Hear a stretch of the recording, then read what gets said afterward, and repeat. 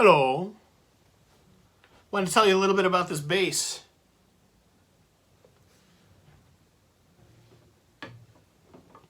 It's a Silver Series Ibanez. I suspect it's from 1977 or 78.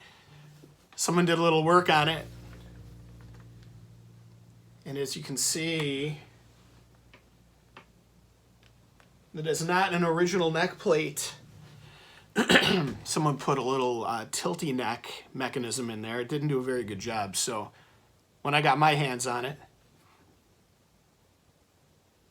I backed that all the way off. There wasn't even a plate on the neck to hold it.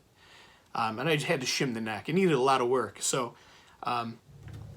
straightened the neck out, cleaned up the body. I put in a new set of EMG pickups with electronics. I had to do some serious work on the neck to get it playable. And now it's playable. It's in good shape. The tuners are really old and tight, and they don't really work very well. So those might get swapped out at some point. But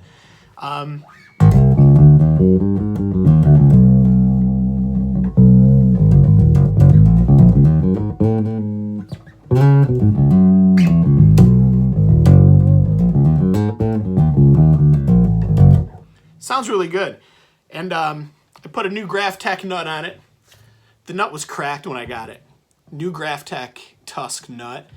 I got it within Fender specs. It's a Fender Precision copy, so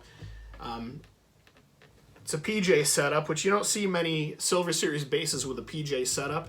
The ones that you do see are the Fender, or not the Fender, but the Ibanez copies, like the ones Graham Maby played on the Joe Jackson Band records, where it's actually a jazz bass shape. It's a PJ setup, but this P bass pickup is way up here by the neck, and there's a three-way switch, not here, but over here. Selector switch for the pickups, way different than what I've got here. Those basses have block inlays. You can see this is a maple neck. It's smooth, it's old, it's broken in. It's straight. The frets are a little worn, but they're in pretty good shape. And yeah, you don't see this. You don't see this setup of pickups in Ibanez Silver Series basses. So, not really sure what happened with this bass. I don't know what the history is, but I've got it now. I whipped it into shape, and now it's a great playing bass. The neck is stable now.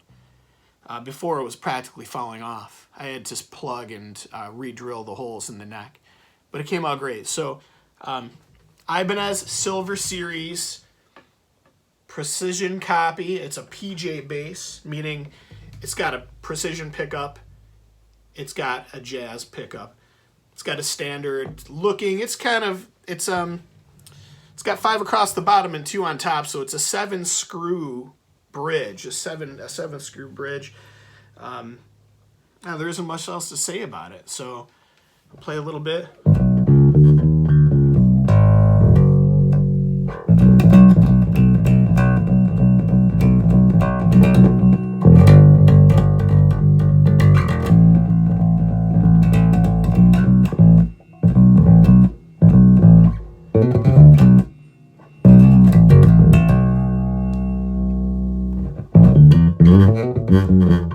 Oh, I had some effects on there coming from GarageBand. I'm running right into my Mac, so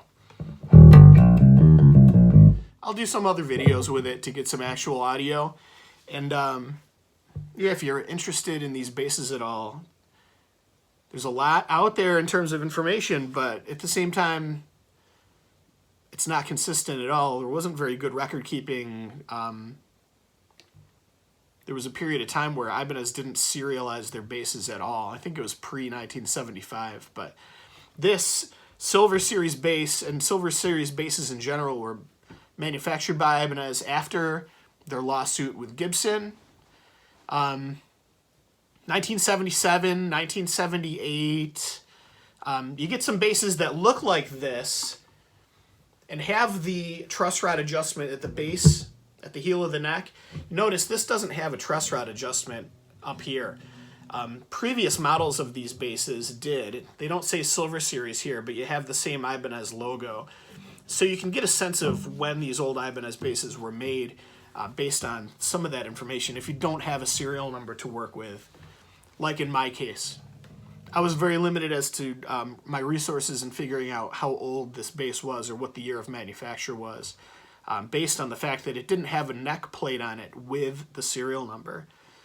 That disappeared at some point between 1977 and now. So, I had to do a lot of reading, a lot of research. Talkbase, Reddit, Ibanez Collector's World. There's a whole bunch of websites out there where the Ibanez guys go to talk about their basses and their collections. And there are actually some pretty good resources in terms of old catalogs, serial number lists, although that didn't really help me in this case. But yeah, interesting bass. Look for videos in the future featuring this bass, and you'll get some little better sound quality clips so you can actually hear what it sounds like.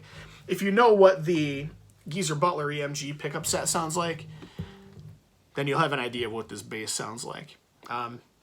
That's about it. See you next time.